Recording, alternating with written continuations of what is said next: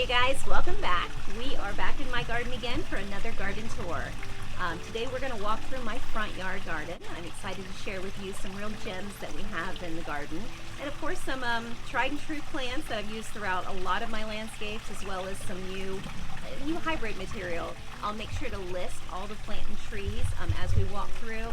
And then I'll go ahead and put on the bottom of the screen the spelling of the names and of the plants and trees, and that way it helps with a little bit of a shopping list.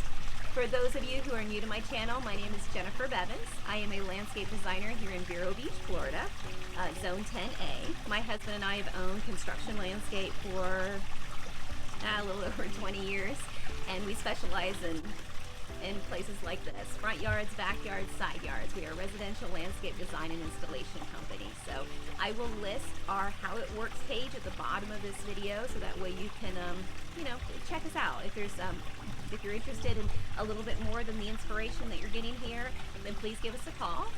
We do projects all the way from as north as Cocoa Beach, Florida, and as far down south to as Stewart, Jupiter area. So, pretty much everywhere in between. If this is something that you enjoy and you'd like to see more plant and tree talk, and you're my people, then please hit the like button and subscribe, and I'd be happy to share with you some of the gardens that we do on a daily basis. So let's walk and talk and see some plants. Follow me.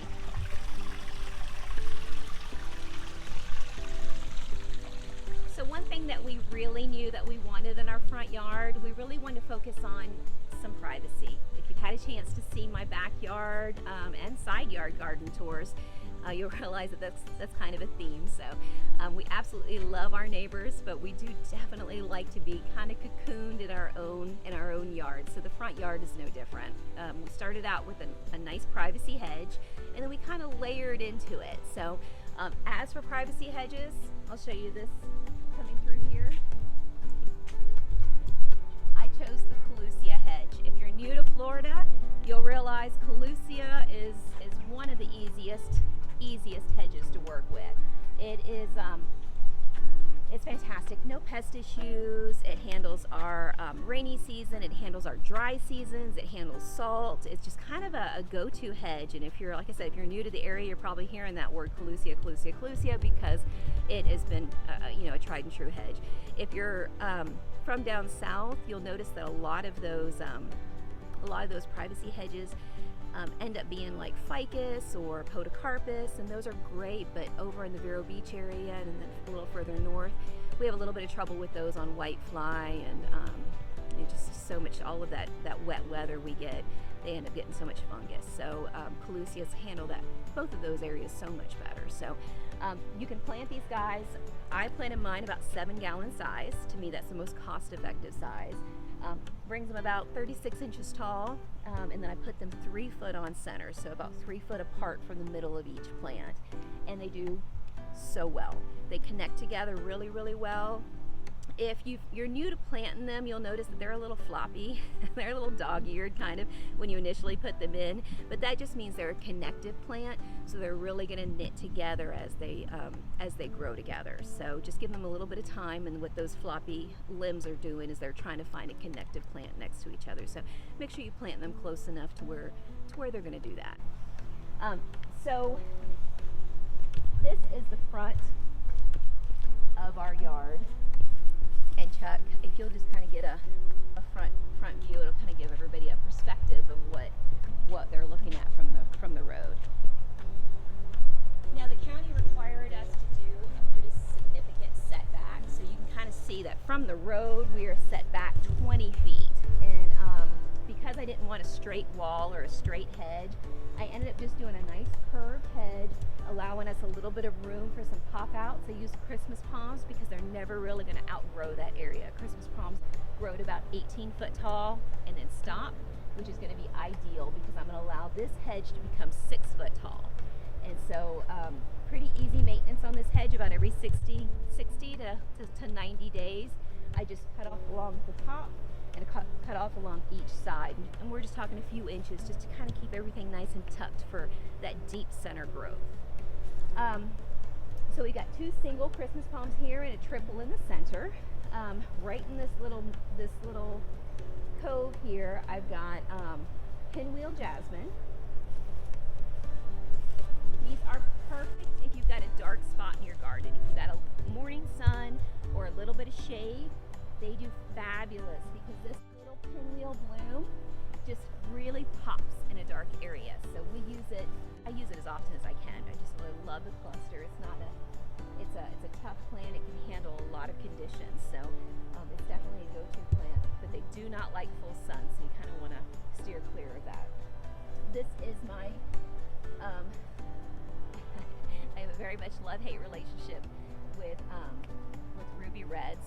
This is in the Jacob's coat family. If you're shopping for this plant, it's called ruby reds and little rubies and Jacob's coat. So those are the three names for it. It grows to about 2 foot tall, and if you're pretty good with maintenance, if you trim it about every 60 to 70 days, it's fantastic. It's perfect because it's nice and dark and deep. It does so well with whites, oranges, yellows. It's just ideal. So if I've got a client who they're pretty on top of their maintenance, perfect hedge. I trim not so frequently. So I'm out in the garden about every 6 months and do a heavy cutback on things, which is pretty ideal for most plants, especially tropical plants. But things that are like hedges, usually they get a little bit wonky. So these can be almost vine-like if you don't keep up with those and you're trimming them only every 6 months. So just kind of keep that in mind. However, I think they're worth it. I think they're just a nice contrast to just about any coloring. I have them in the front, I have them in the back, I have them along my walkway. So they're a bit diva-ish, but I think they're worth it. So I use them. These are foxtail agaves. If you've seen my backyard video, you know that I use them everywhere that I can. I use them in many of my landscapes. They can handle more water than your typical agave, and they max out at 3 by 3. So they're really never going to outgrow any scenario. So they're perfect for around a boulder like this or as an understory planting. They definitely add some interest. So they're a go-to plant for me. Because this area gets a little bit more water than a bougainvillea would like, I definitely wanted a bougainvillea up here, and I love the variegated white. However, if I were to put it in the ground, it would just die out. So I'll pot it and then I'll let it kind of overflow. I will tell you guys that we just had Hurricane Nicole come through here 2 days ago. So everything's a little bit wonky, but I did need to do this video for you and wanted to get it out. But you know, I think that really tells you just how tough and enduring tropical landscapes can be. We had a hurricane 2 days ago, and here we are. I mean, we've got a little less blooms, and maybe things are a little bit, cut back because of the hurricane. But overall, it's done really well. A month ago, we had Tropical Storm Ian come through here, so we've had some really good tests on all of our landscape in the yard. So I'm super proud of how well it's all done and how tough it's been. So we'll come over here to this corner.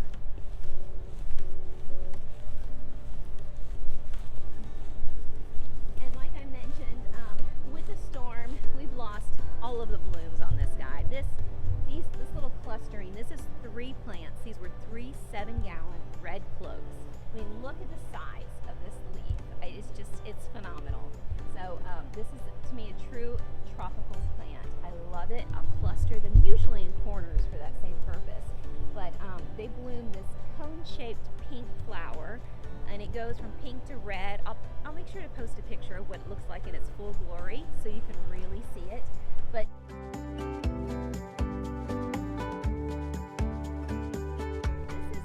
what the bloom starts out as. It's just like a little tiny pink colored, actually I don't know what you would call that, but it's just a tiny little pink colored small leaf, and then all of a sudden you'll just notice that it's going to have several individual blooms. So it's already starting to fight back from the storm, but it's just done super well overall. I'm trying to see if there's a bloom anywhere I can show you, but I think we're out of luck with that. Do not be afraid to get these guys small. If you see them, they're red cloak in the garden. They're pretty unusual. They're native out of Brazil, and they're just phenomenal. So they come in the red and they come in the purple, and as much as I love purple, the red do a whole lot better. And FYI, the red is more like a pink, but you know, they're a cool, tough plant, and they're very, very tropical. So on the inside, she is just super happy. This is my white hibiscus Anderson crepe. We'll see her from the inside, so you'll really get a view line. But this is through a storm, and she was laying over, and she's still blooming. So she's definitely a winner in my book. But she's definitely queen of the garden. I love that bright bloom. It was a dark corner and one that I didn't really know what to do with. So as she gets a little bit bigger,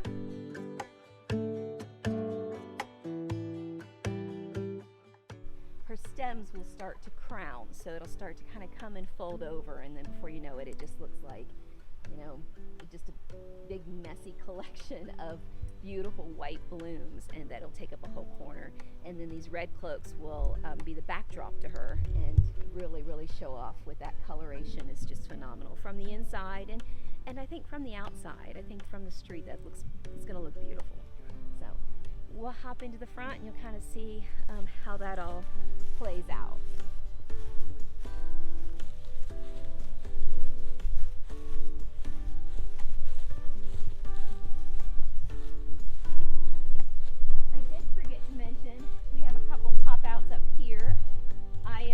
I do like to, you know, stone's so expensive, especially in Florida. It's like gold.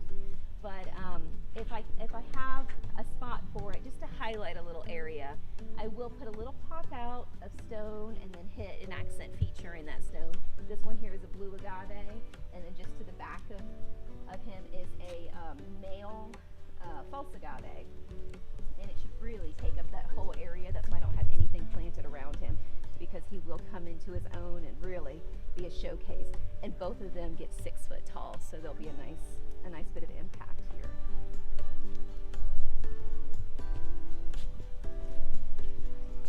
This is the main entrance to my front area, and I've got a triple bottle palm here. As our other palm trees that you'll notice around through the garden are going to mature and become quite tall. As I mentioned, the Christmas palms get 18 foot. These max out at 14 foot. So you kind of can see how the layering is going to come in. So the Christmas palms will be in that 18 foot range at full maturity, 14 foot.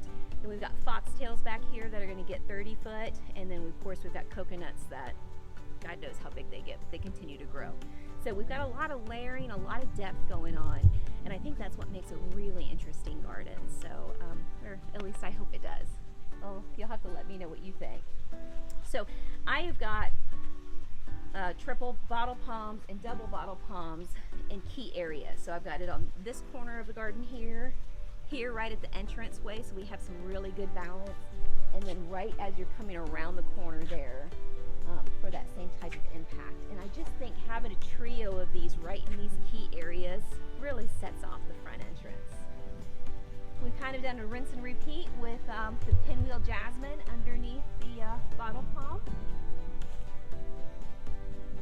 And then right here, and you may have remembered this from the backyard video, but this is a ruffled Java white copperleaf. Sunset hue is another name for it. Fantastic plant. It grows super, super slow. You wouldn't know it by how tall it is.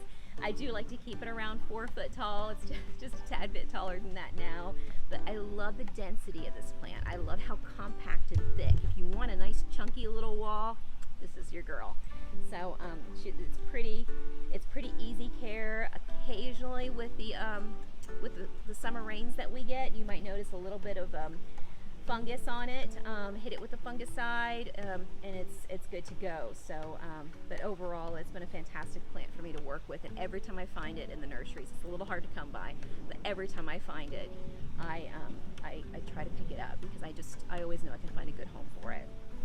To the back is a little clustering of some quarter lines, just to give us a little pop of color around this gigantic coconut palm, which I planted about 30 gallon.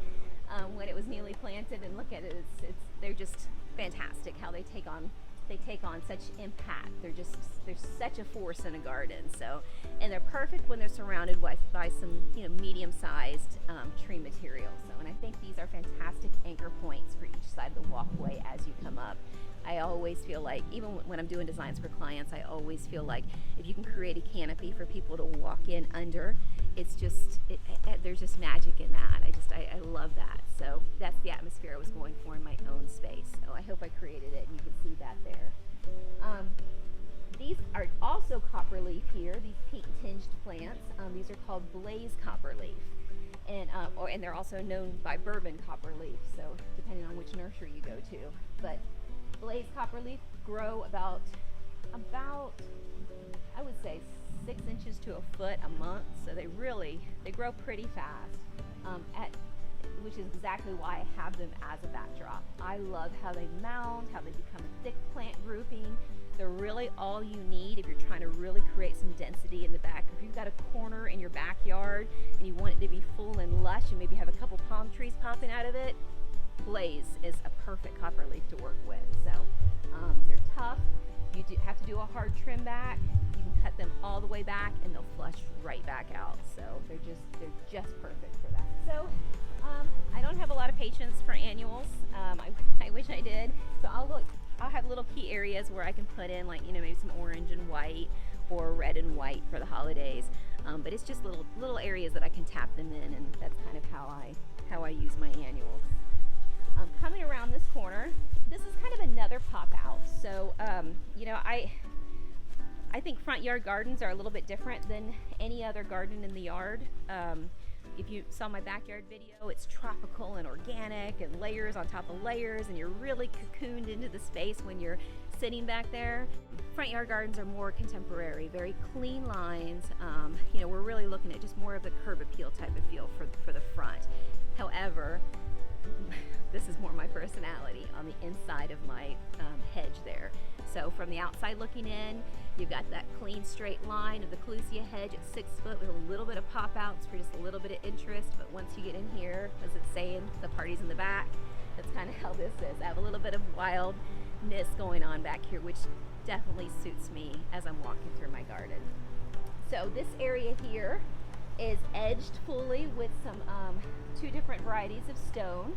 I've got some king sagos right here, which I love king sagos when they're clustered like this. They're just fantastic. So I've got a clustering of 6 king sagos, and then I've got, and I'll have to put the name of this at the bottom because I cannot remember this particular agave, but it's new.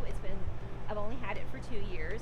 Done fantastic, so I think I'm going to use it in my designs for my clients because it's just done super well. Handled the rains, handled the hurricanes. It's done so well. So it's definitely a winner for me. So, and then I've got some nice boulders. We love to visit the mountains in Tennessee, so every time we go up, we'll grab a boulder or 2. So we use boulders pretty often in our landscapes, and I love to use them in my own. I just think they add such interest, a little bit of changing up the elements in the garden. We've got mulch, rocks, boulders, small boulders and creek rock, and then of course edged out by grass. I just think that has a nice bit of impact to a garden. To the back, I've got 3 curved foxtail palms, so you can kind of see. It might be a little bit hard to see from the video, but all of them kind of give you a nice little opening here around this centerpiece tree. Now, I know many people might think this is a Bismarck, and it looks a little bit like a Bismarck as it's a young tree. I got this as a 30-gallon tree from Boyd's Botanicals, and it is a stunner. I'm super excited. This is a full year in the ground. I'm going to give it another year before I start using it in my designs, but I'll post a picture of what it looks like when it's full grown and in its glory. Oh my goodness, it is going to be a fantastic focal point for the center of this area. And so I planted these coconut palms at a little bit of an angle, and they have a natural curve to them because I really do want them to frame this centerpiece. And this tree will open up and create about a 12-foot crown right here. And so once it does that, these trees will frame all the way around it. And I love how slow this guy grows. So it's going to be years and years and years, probably long after I'm gone, before this outgrows the landscape, which I find fantastic. It's called Coppernicia Fulensis. I'll list the name at the bottom because I'm really not I'm not sure if I'm pronouncing the second part of it right.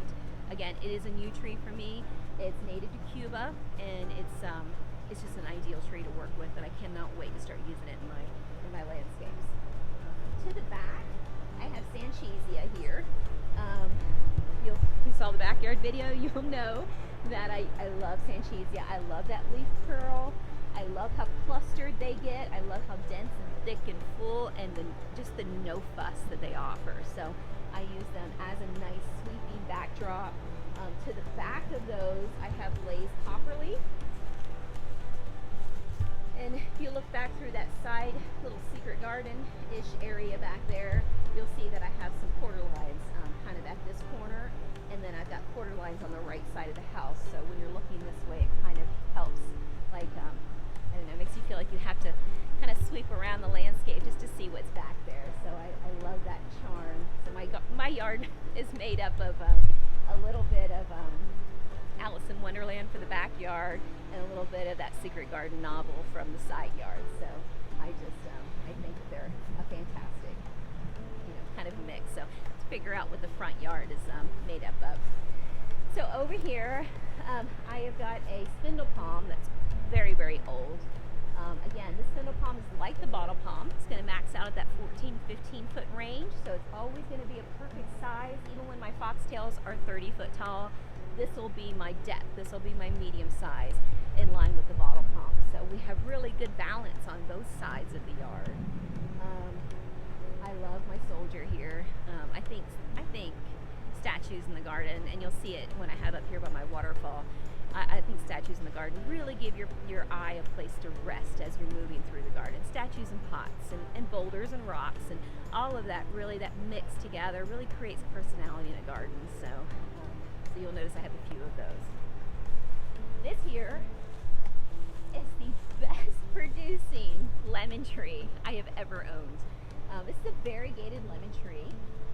I picked him up from Ed Miller's about 2 years ago, and I tell you, he literally produces, I mean, everybody could get lemons from this guy in my neighborhood, but he produces pretty nonstop. So the lemons are not as juicy as a Myers lemon, but considering you get so many, I think it's worth it. So this is a fantastic tree. And then if you're just looking for something attractive that gives you a little bit of buffering, they do a great job for that too. So I think it's definitely worth it. This is my Anderson crepe. You'll notice a few yellow limbs on this guy over here. Again, that's because he was laying over from the storm all day yesterday, and now he's up and proper and doing so well. So he's kind of anchoring that corner, and I think it's going to do so well in that spot. Again, bougainvillea. I love bougainvillea, but they don't love my garden because most things in my garden are copper leaves and coleusias and things that love water. So as much as I love to use them, I have to make sure that they're contained and up and out of the ground. So putting them in a pot is a perfect place to have bougainvillea in your garden.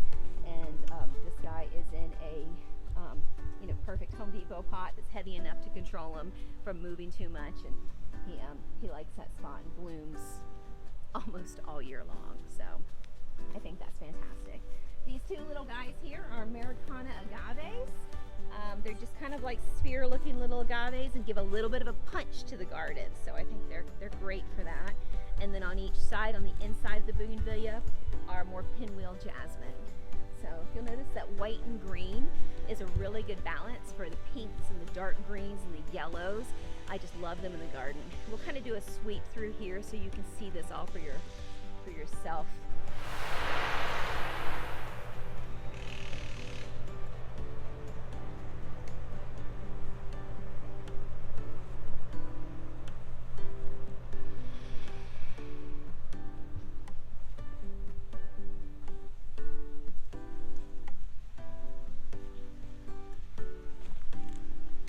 Now we're going to go up by the waterfall.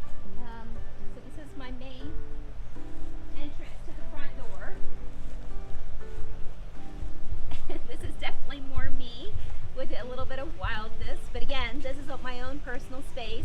Like I said, I have a tendency to want to feel cocooned in a tropical landscape, and that's exactly what this does for me. This is my seating section. This is this is where I come out with a cup of coffee or a glass of wine in the evening. This is what I enjoy. So my backyard is a perfect place to relax, and I definitely wanted the same thing for my front yard. You know, we spend a lot of time entertaining ourselves, and I think if you find that perfect little spot in your own garden and it gives you that serenity, then you'll want to enjoy and sit in it. And one of those things that I definitely wanted for my space was a little koi pond with some fish in it. Not a big area, but definitely does the trick for me.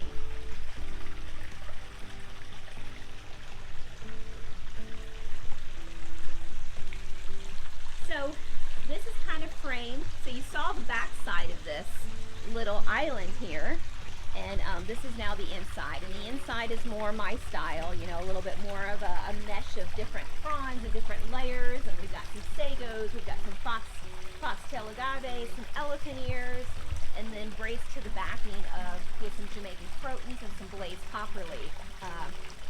So it's a nice mix of everything that I kind of like and love to come out and look at. Again, you have to take it a little bit with a grain of salt on some of the shape of some of the plants and trees.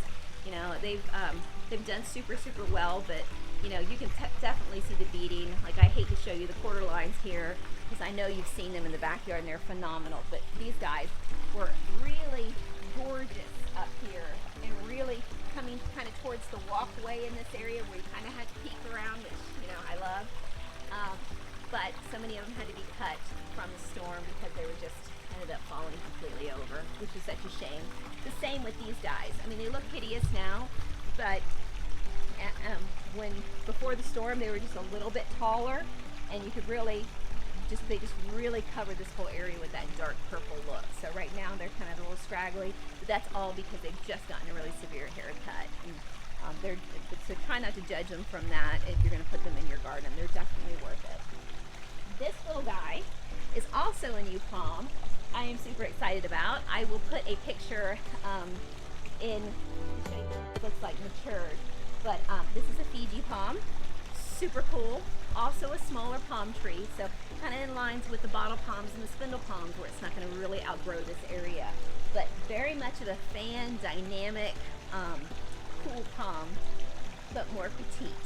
So I cannot wait to see it come to pass in this area. You'll notice that I've got two large trees behind it, so by the time this guy gets here, it's really going to be a nice centerpiece to its surrounding backdrop, taller palms. So, and that's the point. As things start to really grow in your garden, start putting some small things, just tapping them in there, and then before you know it, as the tall palms and the tall accent trees get kind of almost out of your view line, those smaller palms will start to kind of grow and take that place.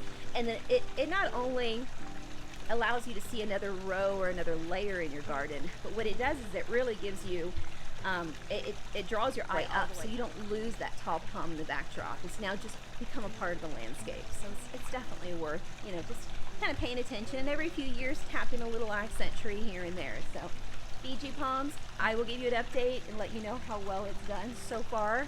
Super well. It's been in the ground for about 6 months, and it was in a 3-gallon pot, so we'll see how it does. But I knew I had time for this area to really take and really grow in, so I figured let's start it young and see what it does. So this is the back side of what you just saw where the king sagos are. This is a Myers lemon tree, and we battled, you know, a little bit with this guy. I really want it to work. But we've just had so many pest issues over the last 2 years. It's been a fight to kind of really get it to produce. So I know that everybody says Myers lemons are an easy tree to work with, and they are in general. They grow well, but they do get pests, you know, pretty frequently. So if you're not up for the task, I would scratch that from the list. Citrus trees can be challenging. It's got the curly Java white copper leaves to the back here. These are not the dwarf, these are the regular. And then on this side here are the blazed copper leaf. And again, that's what you see when you look from the front in, and it makes a nice kind of wraparound backdrop to the front, from the front. My flagstones, these are my Tennessee flagstones that lead up to fruit that, you know, at some point I will get. So another potted bougainvillea was gorgeous before the storm, just covered in blooms, and they're more tender than the leaves are, so that's why it's pretty bare. But it's kind of got a cool bonsai look, and with no help from me, because it just naturally grew at a cool, cool look. But I hope it comes back, because it's definitely a cool feature. I put it on a column here, so it's kind of staying up and really becomes a nice point of interest from the front and the back of the garden. And this is my son's bedroom when he's home from college, and I just love that he gets to see all this tropical foliage and this real big pop of pink when it's in bloom. So this is a silver odorata bromeliad, probably one of my favorite bromeliads as far as bromeliads go. Tough. Oh my gosh, I just saw lightning, Chuck. So we're gonna wrap this up pretty quickly. We've been battling between thunderstorms, and now I think that we've run out of time. So so we'll try to get through this next part pretty quick. We're almost done. So this is silver odorata bromeliad, and tough. You can handle it. It can handle the can handle the heat, can handle the summer, can handle they say full sun, but I would still make sure that it has a little bit of protection around it. I would hold off putting it out in the direct sun unless there's some coverage or protection over it. So down here, these are Don Julio bromeliads. I'm going to yank those out. They're supposed to be a full sun bromeliad, and this isn't quite full sun. This is all morning sun, but definitely get some shade in the afternoon. And they've really struggled this year, so it's not something I'm going to be using in the garden, but I thought I would mention it because we are here. They've just barely made it through my season here, so they're going to get on the cut list. That's the thing about landscape. Sometimes you have to be ruthless. The last thing you want to do is spend a bunch of money on things that are just not going to take. So this is the other Fiji palm that's kind of buried amongst the blaze copperleaf. And again, it's going to grow into that 14-15 foot range and going to be ideal as a backdrop for the Copernicia. So I cannot wait for that to happen. And then of course the trio of these cool foxtail palms. I just think that they make a fantastic feature in a garden, and they're a great anchor to the corner of the house. So, and we're going to end here with the variety of portalines. I know that we saw this in the side yard video, but this is Marie, Florica, Antilou, and just to the back, if you peek around here, this is Harlequin. So, which I love this watermelon coloring on the quarter lines. But well, thank you guys so much for joining me today. That is the end of today's video. If you would like to see more videos, we do landscapes every single day, and I thought about doing a video on some of my landscape tours that we've done for some of my clients. So if that's something that you think that you might want to see and watch, and maybe learn about different varieties or different things that work all along the Treasure and Space Coast, then stick a comment down below, and I think we might put that together. So anyway, thanks again for joining me. It was a pleasure sharing my garden with you, and I hope it gave you some inspiration. See you later.